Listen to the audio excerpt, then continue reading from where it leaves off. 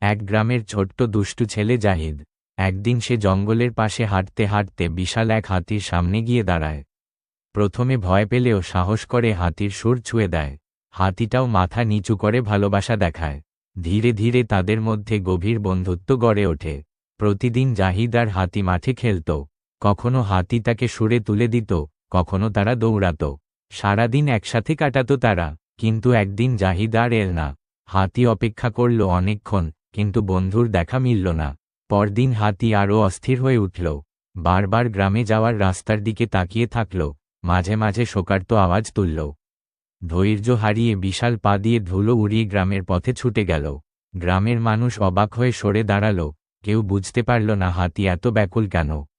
হাতি জাহিদের বাড়িতে এসে দেখল দরজা আধখোলা, ভেতরে মানুষজনের ভিড়।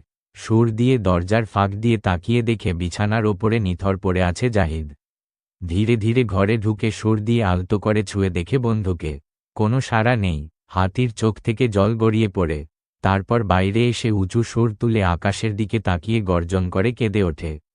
সেই আওয়াজ শুনে পুরো গ্রাম স্তব্ধ হয়ে যায়। হাতির কান্নায় গ্রামের মানুষরাও আর নিজেদের ধরে রাখতে পারে না। সবাই চোখের জল ফেলতে থাকে। জাহিদের কবর দেওয়া হলো গ্রামের পাশে। হাতি কবরের সামনে গিয়ে ধীরে ধীরে বসে পড়ে।